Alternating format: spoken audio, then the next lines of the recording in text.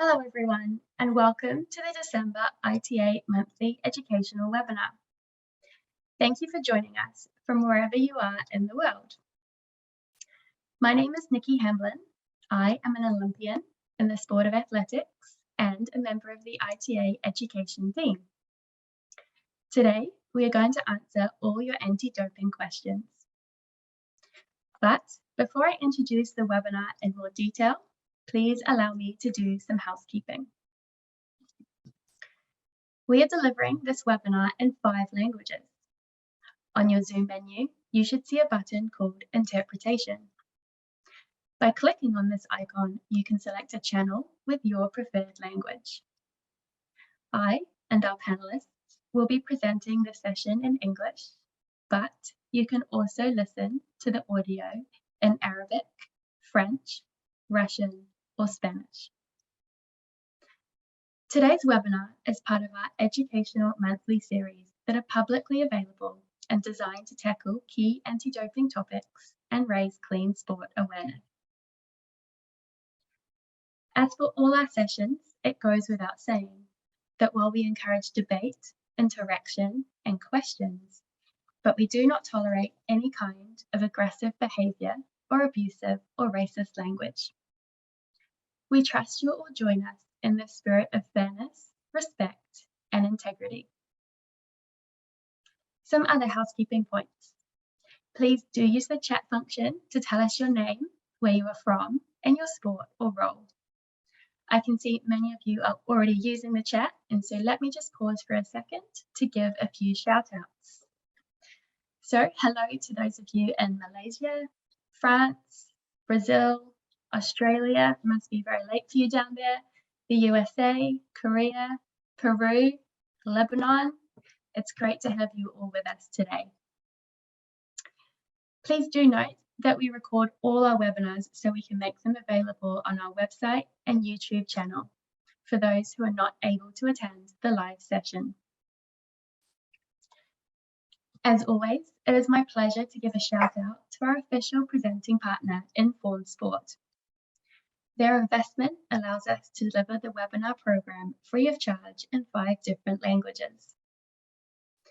Informed Sport is a global certification program for supplements that batch tests products for substances prohibited in sport.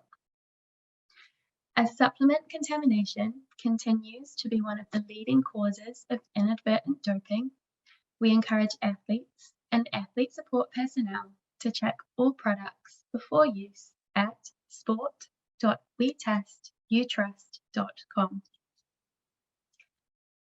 The ITA is proud to be recognized by UNESCO as a leading international organization for the delivery of anti-doping programs.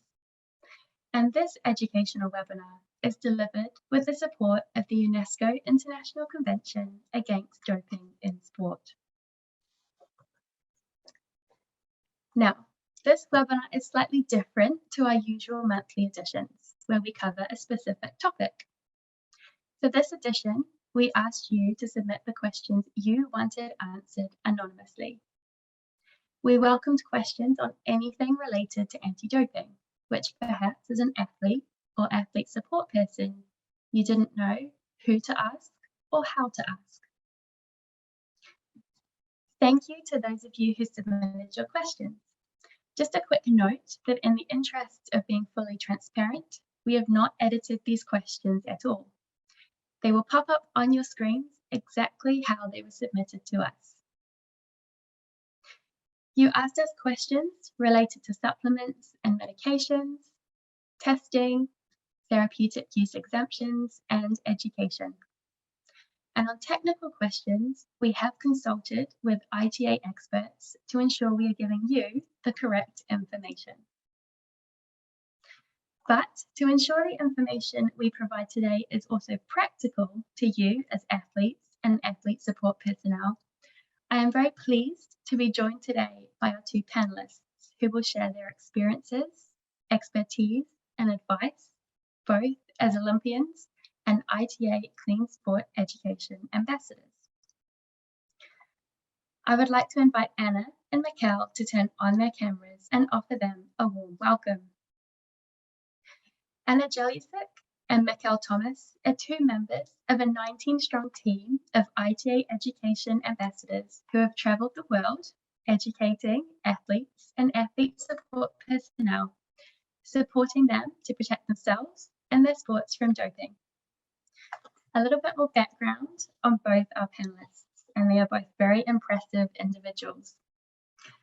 So Anna is a 3-time Olympic alpine skier who represented Croatia. At 15 years old, Anna was the youngest competitor at the Salt Lake City Winter Olympic Games in 2002.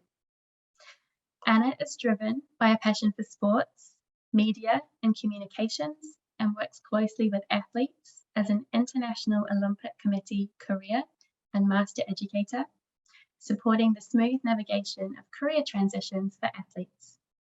Hi, Anna. Hi, thanks for having me.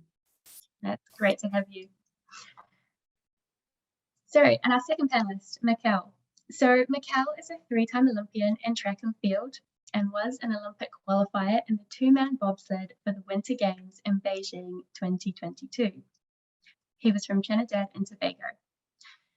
Mikkel was the first Caribbean man to qualify for both the Summer and Winter Olympic Games. He holds a Master of Advanced Studies in Sport Administration from the Academy of Sport Science and Technology, and is currently working in inclusive client partnerships, specializing in strategy and operations. Hi, Mikkel. Good morning, good day, good night, everyone. Great to have you with us. So, we will leave some time at the end of the webinar for any additional questions that come up. But we would like you to please bear in mind that we are not technical experts on all anti-doping matters. So if it is a technical question, we may have to ask you to send us an email after the session so we can get expert input from the ITA. But Anna, Mikkel, and I are happy to speak to our personal experiences, so please submit these types of questions in the Q&A box at any time. During the webinar, we may also ask you some questions, and so we encourage you to respond and contribute in the chat box. So let's get into our questions. So our first question was about supplements, and it says, what brands of protein powder, electrolytes, and vitamins is it best to stay away from? So, as mentioned, protein powders, electrolytes, and vitamins are all supplements. And we know that for an athlete, taking supplements without proper precautions can be very risky. This is because the supplement industry is not well regulated. There are many supplement products available on the market that are mislabeled. This means that ingredients are not properly listed, and a supplement may contain a substance that is prohibited in sport but not on the label. Contamination is another real risk of using supplements. Remember, supplements are not designed just for athletes. Regular people who are not subject to the World Anti-Doping Code also use supplements, and the company that you may have selected can also be producing supplements that contain prohibited substances. Therefore, there is often a high risk of contamination at a production facility where the product is made. Finally, supplements can also pose health risks. This relates to the previous point that you may inadvertently be ingesting substances that are on the prohibited list, and these may be harmful to an athlete's health. But in addition to prohibited substances, some supplements have been found to have animal feces, broken glass, and toxic metals in them. So, the key message here, and the key probably answer to the question, is that we can never tell you which brands of supplement to avoid or use, because no supplement is ever 100% risk-free. However, it is important to acknowledge that supplement use is common in elite sport, with research suggesting anywhere between 40 and 100% of athletes use them. Therefore, we can offer our advice on how to protect yourself and make informed decisions. And I think we're going to go to Mikkel on this one to ask him throughout his career how he used supplements, and what steps he took to protect himself. Yeah, that's a great question. Step one for me is always food. I think we forget that anything that a supplement can provide can be taken care of our diet. So I was very fortunate to always have a really good team around me, from being in the NCAA here in North America to the pro groups I was in track and field, to where we always had someone to kind of help us with a dietitian. I think that's like the first step to see how you can adjust your own food diet first before actually going into any supplements. Then, if needed, I think having, especially in North America, third batch tested supplements is a good place to start. We have NSF and Informed Sport.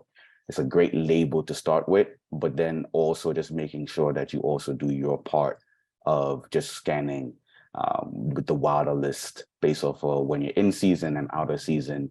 Control F, a quick way to find anything that's listed on the list and then cross-reference it with the materials on the back of the supplement. That's always like a great start for me. And that's kind of like how I've kind of kept going. And utilizing the same supplements throughout most of my career. That's another thing. I don't change season to season. If you've had a healthy season and things are working well, I don't necessarily try the latest craze or something new. I kind of stick to the basics and companies that I trusted along my career. And Anna, did you use supplements throughout your career as well, or how did you manage that? So yes, I do think that inevitably at some point in your career you reach a point where just the rhythm of your sports and your training and everything you're doing gets you to a position where potentially you're not able to do everything through food because you're changing hotels every 2 nights, and obviously they're not as in tune with your dietary needs as when you're eating at home. So I absolutely agree with Mikhail. Food first. A lot of athletes that I know will travel with their own little food supplies of true and trusted things that they just bring the comfort of home on the road, but also provides those nutritional values that are important. Secondly, the team around it. I was extremely young when I entered professional sports. As you mentioned at the beginning, I was 15 years old when I already participated at my first Olympics, and obviously that didn't come overnight. So I remember I was taken at my mom's initiative at 11 years old to see a nutritionist, not because I needed supplements at the time, but just for someone external to express the importance of food and to, look at me from a very base point, so that years later when I came back and I needed some supplements, I had a trusted person who has followed my career and who wasn't going to fall into giving me what is the latest craze to gain some weight or recover or something like that. So I really believe having an open conversation, not necessarily saying, oh, I'm never going to take supplements. Chances are through the longevity of a career, you might have to, but don't do it in vacuum. Don't do it on your own. Talk to people who have advised other athletes on what to take, how to take, and then please follow instructions. We're all, as an athlete, you're like, oh, it says to take 1 scoop in the morning. I'm just going to put 2 in because, it might make it better.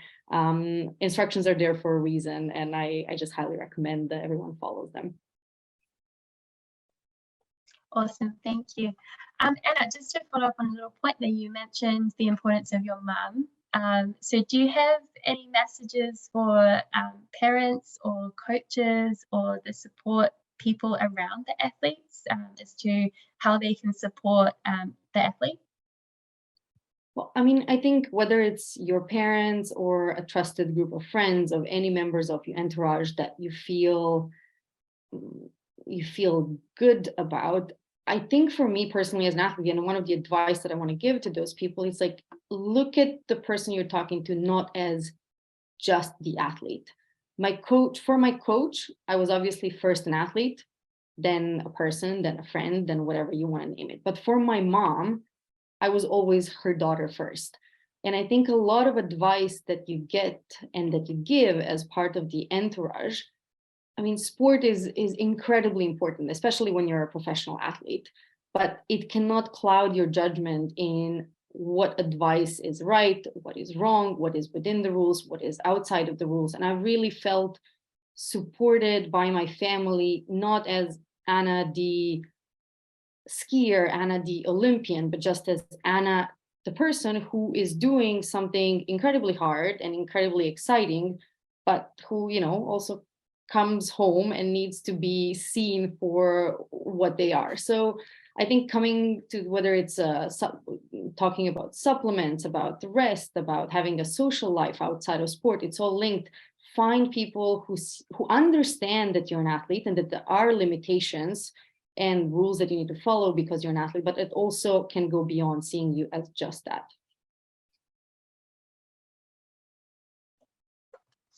Thank you for sharing your part of your story and your key messages. It's lovely to hear about your relationship with your mum and the people around you, because they do often go unacknowledged.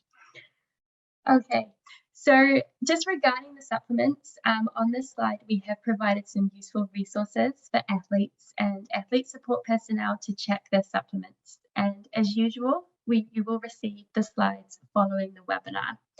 So we do advise you to take a look at these different websites, take a look at the app, just to inform yourself whether or not you're taking supplements.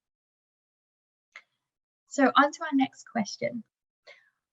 What sort of medicine will count as illegal?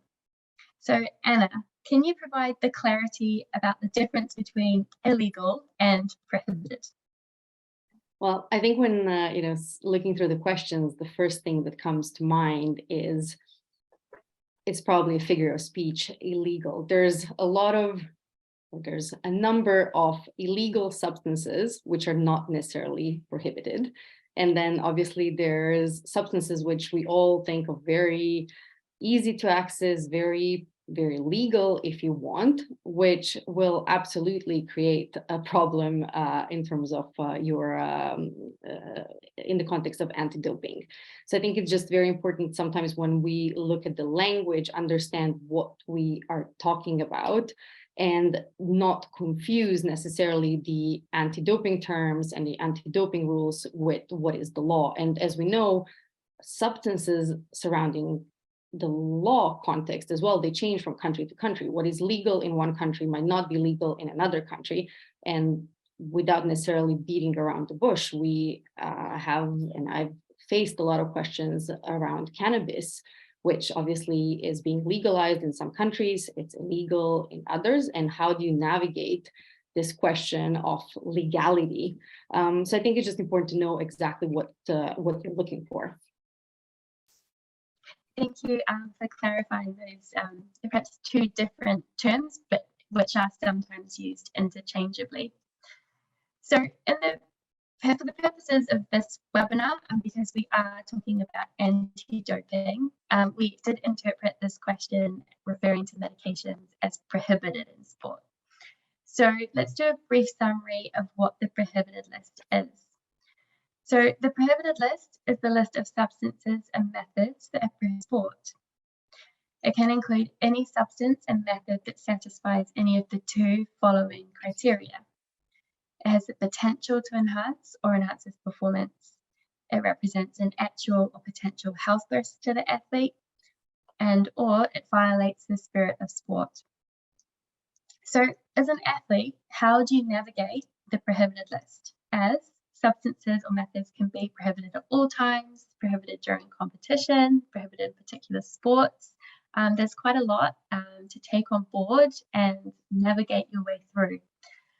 So Mikkel, perhaps you could highlight anything in particular that you think is important about the prohibited list and the tips that you have, having experienced competing in multiple countries at multiple levels for athletes and athlete support personnel.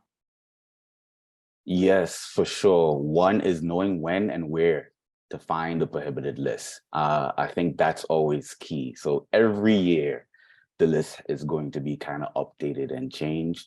And for track and field, a lot of our base work will be happening in this season. So pretty much it's like in the beginning of the year is like a perfect time to check anything that you are taking, potentially would take or trying to take up against that prohibited list, and understanding when your period is for your respected sports, so that you can also understand what's in competition and out of competition. So first, within your own self, you need to understand the timelines, because some people might think I'm on break. For example, in track and field, you have an indoor season and an outdoor season. There's no outer competition because of that. So if you're doing one sport, if of the same sport in track and field, but you're doing a different discipline, there's no outer season. Same thing if you're cross country and a distance runner, in the fall and the spring, you're technically still in season. So you also want to kind of, like we did before, get the clear definitions of when you are in season and when you are out of season. And so that's one thing. And then, of course, working with your team, your coach, your family, your entourage, whoever is going to be a part of your journey, to know where to find the list and how to navigate it. So like I used to do is any supplement or medications or supplements I was taking, I would literally have 2 documents kind of lined up on my screen simultaneously, and I would search anything that's on it. Most likely, if you can't spell or pronounce the word on your own, you need to check and see if that's prohibited or not. And so any word that popped out like that, I automatically would search for it within the list and make sure it is or isn't on it. And also, if for my own safety, this was my tactic. In competition or out of competition, if it's prohibited, don't even touch it.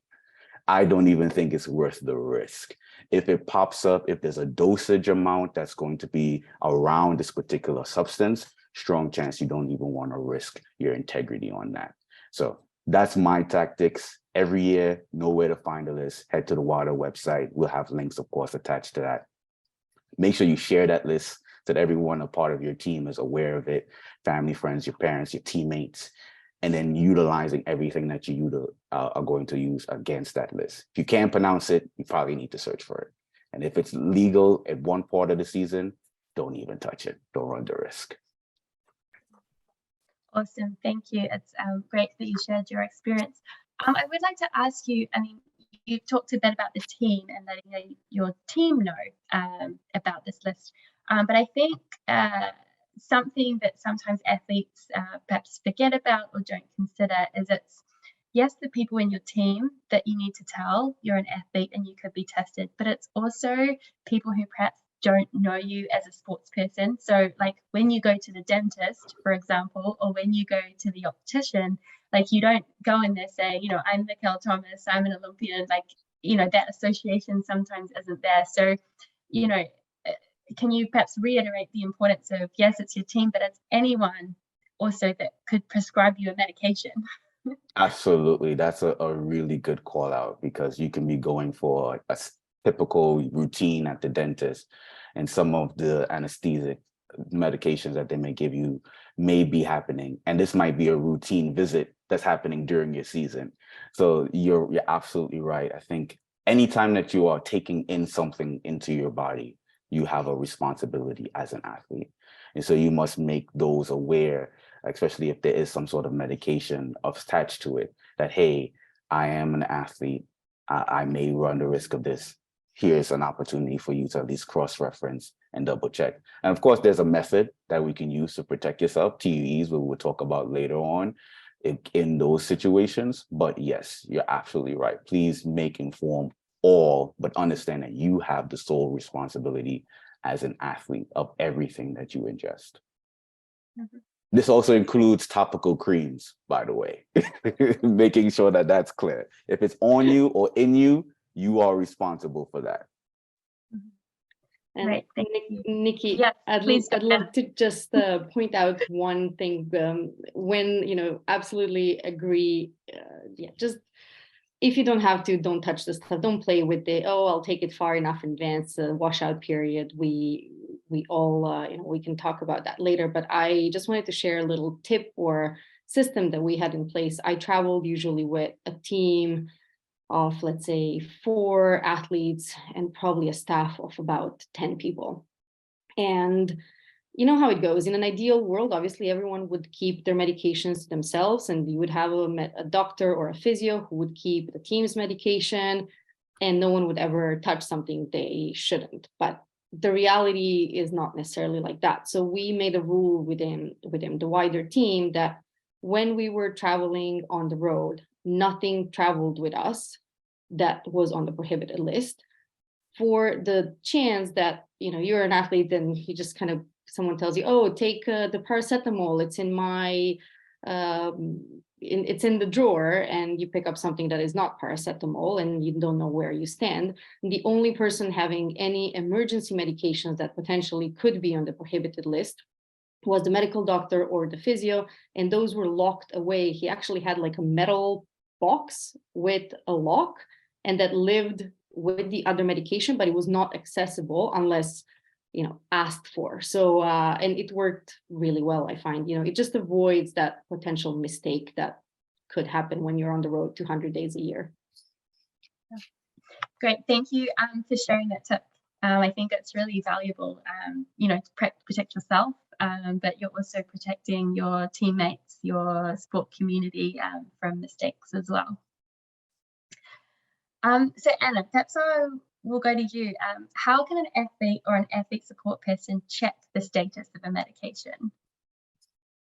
Well, Nikki, I wish I was still an athlete, because it's been made much, much simpler today than it was when I was competing. I, like Mikhail, we had the 2 big pieces of paper printed out, and you were trying to find where you stand. Today, thankfully, I love Global Draw. I think if anyone takes anything away from this webinar, this is the slide that you should screenshot, take a picture of, and get familiar with. Just an opportunity to very easily look for an ingredient in a medication, pop it into a system, and know that there is a significant collaboration happening behind it to make the result as accurate as possible. So obviously there are also national websites that will provide very similar information, but potentially for athletes who don't have that local knowledge, Global Draw is absolutely the place to be. Thank you. And I'm a big supporter of Global Draw too.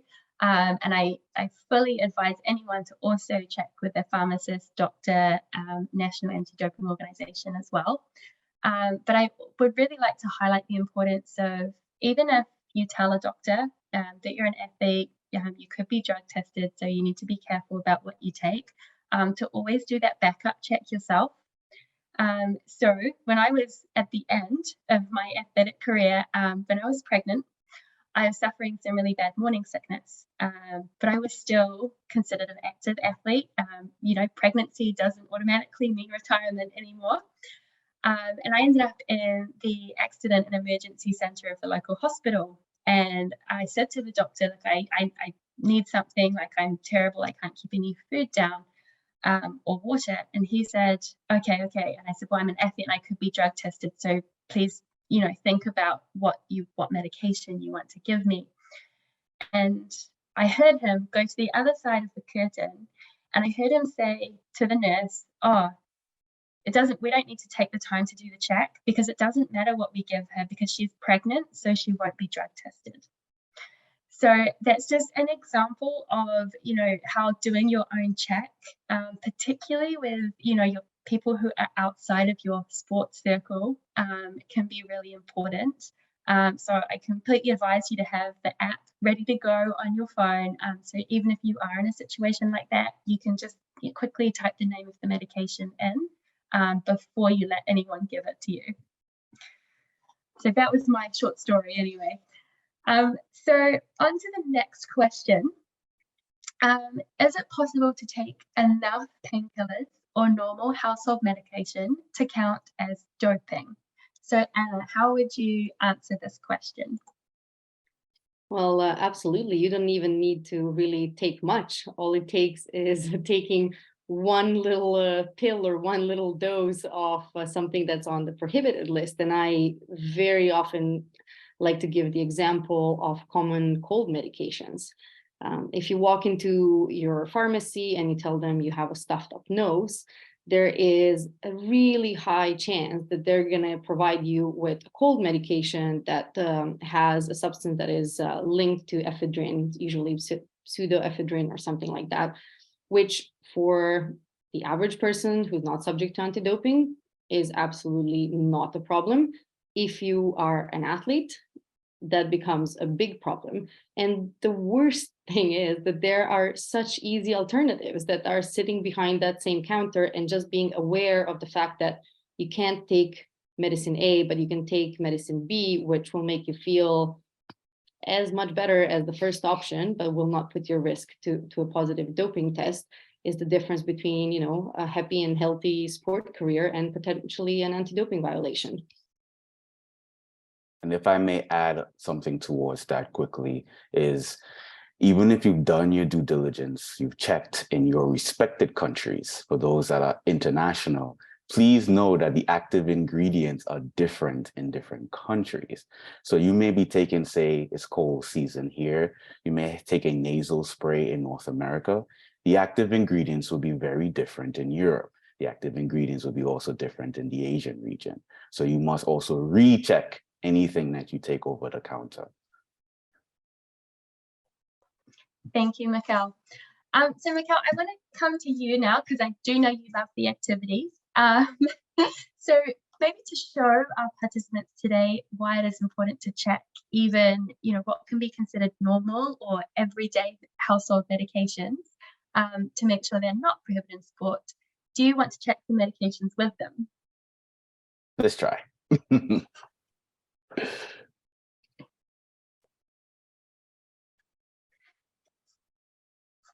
So on our next slide, we have the URL of Global Dro. So I think Mikkel is going to pull out his phone and we can advise anyone in the audience, if you want to participate too, that would be amazing. So if you pull out your phones, type in Global Dro, find the homepage. I'll give you a few seconds to do that. And are you there, Mikkel? I'm ready. Okay, so our first medication is Tylenol. So we're going to have a competition.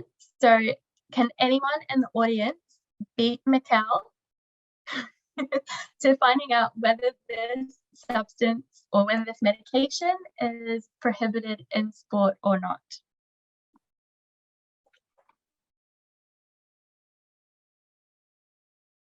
This should be fun.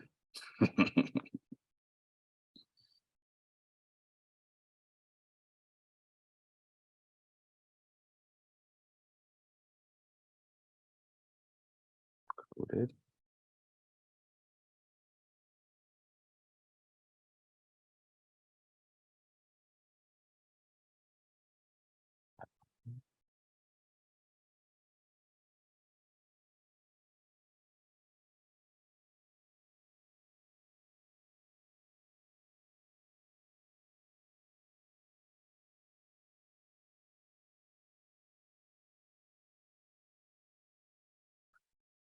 I think we got some answers.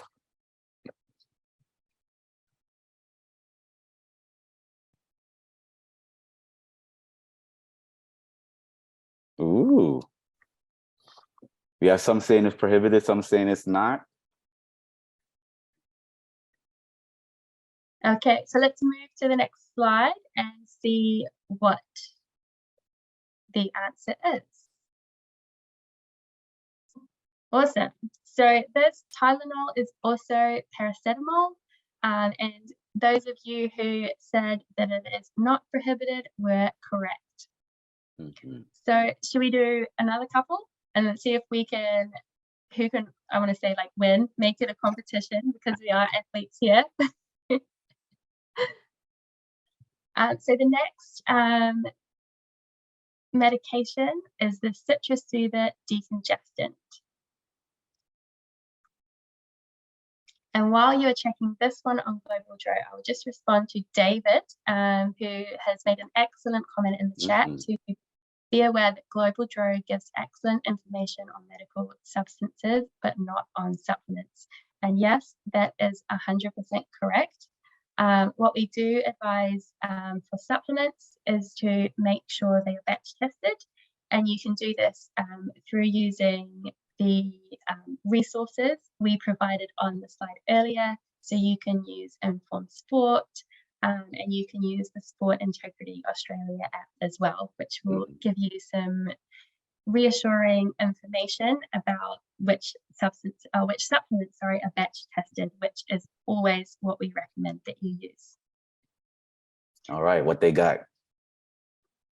Okay, let's see. So we've got prohibited before the match. So prohibited. Okay, let's see the answers. You can't see my screen.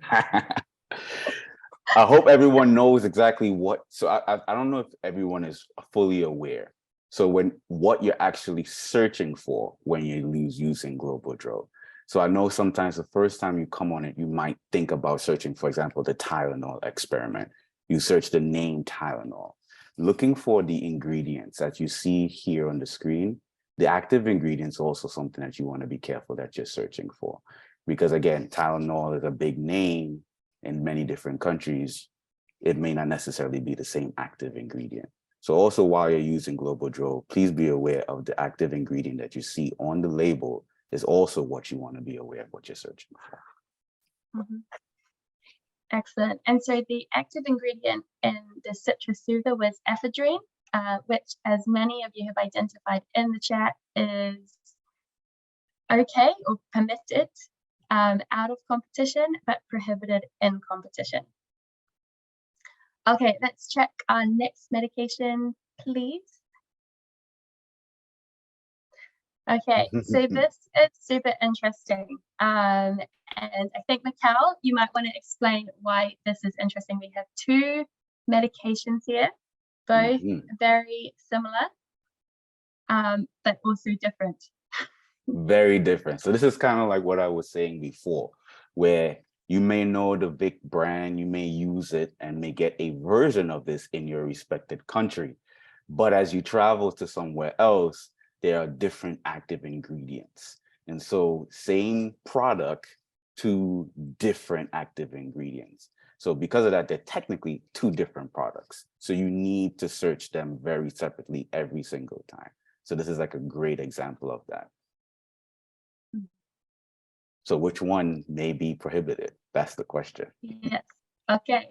Let's go to the next slide and find out. Okay. So the vapor inhaler with the active ingredient of, I think this is an example, if you can't say the name of the active ingredient, you better check it. So this one is prohibited in competition. But our other medication that we had on the screen, which was the next slide, please. Yep, the inhaler nasal stick. This one is okay. It's not prohibited in competition. And as you can see in the very small print, the active ingredient is menthol.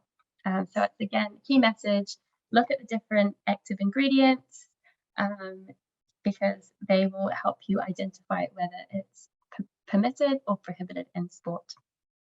So again, random tip similar to what Anna had mentioned before. For my brief stint in the winter sports, if you know, because this is something that you may use, especially in the winter months, if you know you have tested and you cleared a substance where you are, pack it with you as you compete.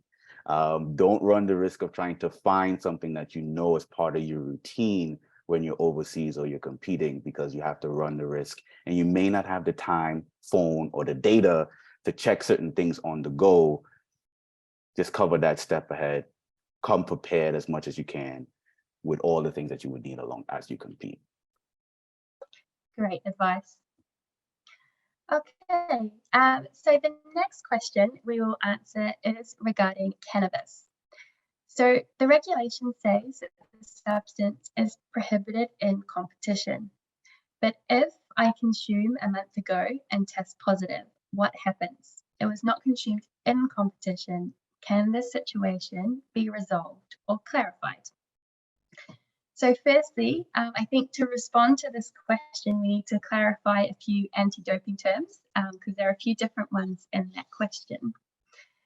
So the in-competition period refers to the period commencing at 11:59 p.m. on the day before a competition in which an athlete is scheduled to compete through to the end of the competition and any sample collection process related to the competition.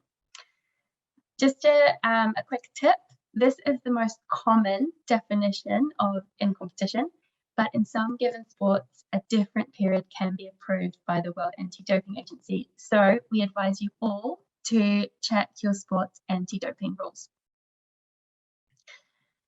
The anti-doping rules operate on the principle of strict liability, where athletes are solely responsible for any substance found in their sample when tested, whether it was consumed intentionally or unintentionally. So for an athlete, this means they need to be aware of something called the washout period. The washout period is the time from the last administered dose to the time of the start of the in-competition period. So all of this means that as an athlete, you need to make sure any substance that is permitted out of competition but prohibited in competition has left your system by the start of the competition period. So we can't comment or give exact timings of any washout period because it does depend on the substance. And even if we're talking about a specific substance, for example, cannabis, the washout period is going to be different for everyone as it's relative to the amount you use, the brand, your gender, your body size, and so many other factors. So we recommend that if you're taking a substance prohibited in competition, that you should always talk to your medical professionals who may be able to give you some more specific advice to protect yourself. So Anna, is there anything you would like to add from your perspective or advice you can give to athletes regarding this question? Yes, absolutely, Nikki. And I think I mentioned it before. I think the question regarding cannabis, it becomes more and more asked as cannabis becomes legal in certain countries. But I do like to think of, doping and substances in a slightly wider context. And for me, particularly when we're talking about substances that are still considered illegal in certain countries, it's what is the image that you provide as an athlete to the youth, to other athletes? And do you really want to put yourself in a position where, while it might be permitted out of competition, you might be playing in a very gray zone of, getting an anti-doping violation for something that is considered it's considered a recreational drug in a lot of places. So I do think that there is an element, of course, of what is permitted, what is prohibited, what is the washout period. And if you want to take the risk, obviously, and the substance is legal in your country, that's up to you. And that's a choice that you make as a person. But from a purely values of sport perspective as an athlete, I do believe that athletes have a responsibility towards the values of fair play and trying to be role models and examples to the youth. And I still, independently of the fact whether cannabis is legal or illegal in your country, I do not think that it portrays this ideal of an athlete that you want to showcase to generations to come. So it's just something, food for thought when you're deciding what to put in your body and what is the narrative that comes out of it should you ever test positive for a substance like that. Thank you for sharing that with us, Anna. Okay, so on to our next question, which is about testing. So I'm a national champion, but have never been drug tested, while my competitors have. Why haven't I been tested? So who gets tested and when is decided based on something called a risk assessment. And this assessment takes into account many different criteria, not only performance, which informs then the test distribution plan. So who gets tested? So there are three kind of main criteria, but these criteria aren't always exclusive. There can be other factors that dictate whether an athlete gets tested or not. But the three main criteria are that performance-based, So the top performing athletes are selected. So for example, the medalists. Testing can be random. So any athlete can be randomly selected for testing. Testing can also be targeted. So there could be a particular reason to test an athlete. For example, their sport, their performance, other risk factors, their nation, or doping history. So without knowing perhaps more information about the situation of this athlete, it is quite difficult for us to say why some athletes are tested and others aren't, and why some athletes are even tested more than other athletes. Perhaps we could just have a quick conversation between the three of us about, our testing experiences, because I think testing isn't something that happens on a regular basis. It can be quite random. You can get tested multiple times in a short period and then maybe not have a test for a while. So Mikkel, do you want to talk about your testing experiences and the times you were tested throughout your career? Yeah. Sometimes it always feels bad, right? Because I've been in situations where you finish fourth and not on the podium, but you're the person being tested. And it's like, what? So it's like almost like a sore thumb in the wrong spot. It's like you feel bad because you didn't make the podium, and on top of that, you got to go walk with a stranger in peanut cup. I know it can be weird, but that's part of the random selection. This can also happen in the rounds. And this has happened to me at a couple of Olympic Games and World Championships, where it's in the semifinals I'm tested, not necessarily in the finals. That's also part of that random selection. And then sometimes you just know I'm on top of the podium. Someone's going to meet you as soon as you get off. That's part of the performance-based play. So I've kind of been a part of every part of this, even some of that targeted selection. Based off of like being new in the area or having a very, very strong performance that day. That happens. The good part is if I know I'm doing my part to keep the sport and my performance is integral, it's almost like an honor. I take it as a compliment. If I'm doing something right, there's a reason why you're coming to me, right? And so I'm just doing my part to make sure that this is a fair play, and I'm happy to prove and validate that I'm playing with integrity. So kind of like how I've been able to view it. If you're being tested, if you're part of the testing pool, congratulations. It's like your badge of honor. You're one of the selected few who's trying to hold and upkeep the sport. Because as you continue to perform well and have no negative results, or whatever the case may be, it shows that there are good people out here competing at the best of their ability. So we thank you. And Anna, have you got any experiences of testing or when you were tested that you would like to share? Yeah, I mean, absolutely. And I couldn't agree more with this concept of badge of honor. I do think that it's almost a rite of passage, the moment where you are, you're on someone's radar. Someone's noticed that you are a real athlete. That I think how it made me feel. My story is slightly different. And the only time I was ever apprehensive about an anti-doping test was I got randomly or targeted selected for an anti-doping test at my first Olympic Games at the age of 15. And I had no idea what was happening because there was a lack of education, because to be fair, until 2 months prior, no one even expected me to make it to the Olympic Games. So why would we even brief you on any anti-doping topics?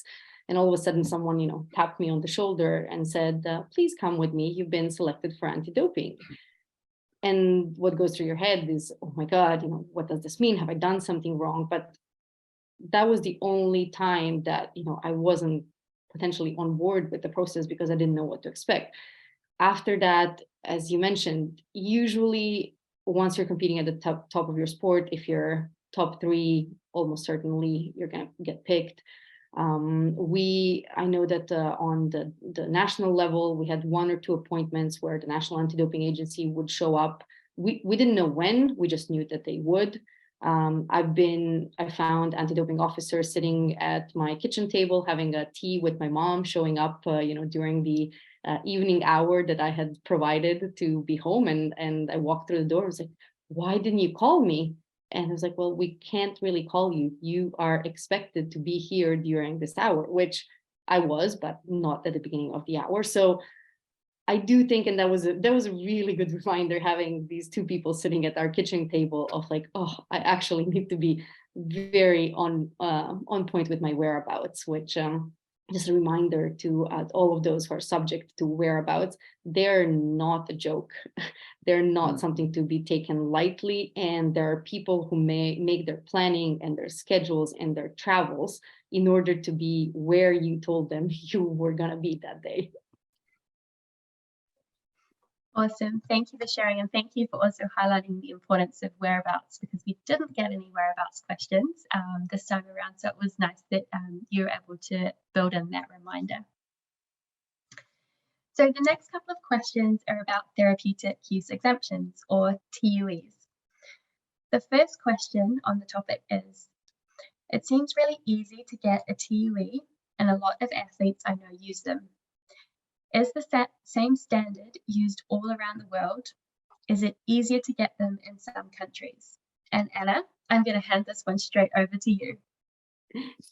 Thank you. I don't know if that's a good or a bad thing to be considered a TUE expert, but for full transparency, I have been granted a TUE throughout most of my career as I was diagnosed with asthma. And therefore, I had an inhaler, which was part of the prohibited list. But I think before we talk about how easy or how hard it is to be granted a TUE, I want to remind everyone what actually TUE is and for whom is intended. So a TUE is primarily an opportunity for athletes who might have an illness or a condition that requires a particular medication to be able to compete as part of a level playing field and not be penalized by the condition. They're not intended for healthy athletes to be able to take medications which will enhance their performance. For a TUE, you need an official medical document, you need a checkup. There is a process in place which ensures that you are not gaining an advantage by being granted the ability to take that medication. So as you see on your screen, a TUE ensures that athletes kind of compete on a level playing field. Thankfully, to your question of how easy it is, I really think, thankfully, it is easy to get the TUE, because if you're someone who needs a TUE, if you have a medical condition and you can provide the documentation needed to prove that you need that exception, then it should be easy to grant you one. The system is never intended to penalize athletes for having a medical condition, but it's absolutely crucial to meet certain criteria before being granted one. So I really want to reemphasize that this is not something that you show up to your doctor and tell them, oh, I'd like to take something that's on the prohibited list. Can you write me a little ticket so I will pass it to the anti-doping organizations to tell me that it's okay. An athlete, to be able to be granted a TUE, an athlete's health will be significantly impaired if they did not take the substance. In my case, I would have severe asthma attacks without the inhaler. The substance does not enhance performance beyond what brings them back to normal health. Just think of a TUE as something that kind of gets you back to level 0. There are no alternative treatments available that are not prohibited, and I will share a little story about that. And the need for the use of the prohibited substance is not resulting from prior use of prohibited substance. It's not because you used something before, now you can continue and ask for a TUE. If we go to the next slide, I want to just touch really quickly on the process and this idea that you go to your doctor and they give you an exception. It's important to remember that doctors are not actually the ones to issue TUEs. They're the ones that perform the necessary tests and issue recommendations regarding an athlete's need for a prohibited medication due to an illness or a condition. That recommendation starts a process where an anti-doping organization and therapeutic user exemption committee are informed and evaluate that request before informing the athlete of their decision. Obviously, not all requests are approved. I know firsthand that they're carefully reviewed, as in my case, after having used a TUE and a medication for my asthma for years, one season, my application got rejected, even though everything was equal. They sent back a letter asking for more tests. There have been new medications that came on the market in that period, And I had to prove why those alternatives were not what would have worked for me and why I needed to continue to take medication that was considered prohibited. So I think it's just important to remind yourself that there is a process behind it. It's not something that is given out as candy. And, you know, it's not something that is that should be abused, because again, you might be, you know, you might not need a TUE now, you might need one in the future. Things change, athletes' health changes, and you wanna kind of play by the rules. For this concept, I think we tend to hear sometimes what we want to hear. And of course, when you hear about one person who has a TUE, all of a sudden you have a feeling that everyone has one. But if we look at the actual statistics, and if the team will help me with the next slide, there has been a study done by the British Journal of Sports Medicine, which found that the number of athletes competing with valid TUEs at games between 2010 and 2018 was less than 1%. So in the grand scheme of things, thankfully, the majority of athletes are healthy, and the majority of athletes do not need to take prohibited medications. And for those that do, I think we can be just really thankful that there is a process in place which ensures that that is actually the case. Thank you, Anna. So just to briefly answer a second question on TUEs, which asks whether there is a system to check which doctors are issuing TUEs and the number of TUEs issued in a sport and what for. How is this done without compromising the confidentiality of athletes? So first of all, I think it's important to clarify that a doctor doesn't issue a TUE, but it goes through a process or a life cycle, which was seen on the previous slide. And so a TUE is actually issued by a TUE committee, which is composed of 3 doctors. So this is a system that strongly protects the process from any abuse. Also, case files are usually anonymized, so the athletes don't have their name attached, which protects the athlete's confidentiality and the integrity of the TUE process. In terms of checks and balances, the international standard for therapeutic use exemptions is valid worldwide and compliant by international federations, national anti-doping organizations, and major event organizers is under the scrutiny of the World Anti-Doping Agency as they monitor and review TUEs. It can be assumed that the rules are applied equally worldwide thanks to all these checks that are in place. Of course, due to the highly sensitive status of medical data, publication of TUE statistics is quite limited, but data can be found in the prevalence paper mentioned by Anna, and we've included the link to this in the resources section of this webinar. So the next question I would just like to briefly touch on. So it was, why did the UCI invest more money into anti-doping with a focus on road cycling? Is there still significant doping at the Tour de France? Why hasn't it improved with all the clean team talk? So to respond to this question, I'd like to take a moment to highlight a few points from the press release that announced the increased funding. So the UCI anti-doping program is one of the most comprehensive and robust in the world, which was confirmed by a successful WADA audit in 2021. This budget increase means cycling will be able to anticipate and address potential gaps by taking a complementary state-of-the-art approach to anti-doping. This will allow the UCI to continue its efforts to protect riders and the credibility of cycling well into the future.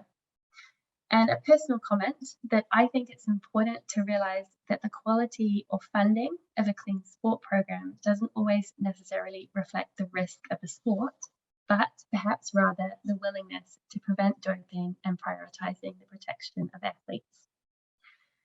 So the link to the full press release is on the slide for you to read.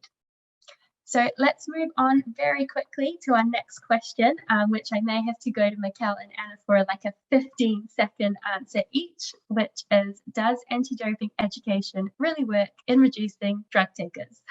Mikkel, 15 seconds, off you go. Quick answer is it can definitely help avoid a lot of mistakes. And I think that's the key.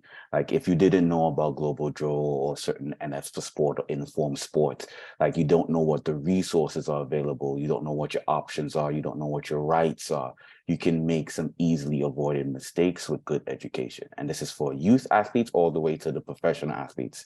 The more you know, the more you can guide your career. And Anna, 15 seconds. Absolutely couldn't agree more. We should never stop learning, but I would absolutely emphasize the importance of early education for athletes before they enter professional sports, before they become subject to anti-doping testing, so that once that day comes, they actually feel ready and they have the knowledge to protect themselves and their sports. Thank you both. And our final question, which we will answer with the resources, is it says, don't have anti-doping education. So I would like to highlight there are lots of freely available resources for athletes and athlete support personnel to educate themselves. You know, being part of this webinar, you're engaging with clean sport education. So if you are interested in participating in more education and learning more about anything we've talked about today or anything anti-doping at all, there are some useful resources on this slide.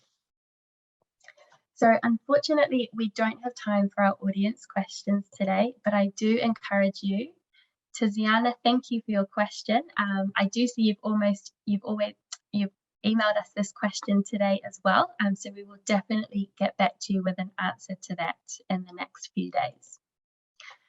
If you do have any questions, or if anything pops up at any point during your career, we are always here for you, and you can reach us at education@itas.sport.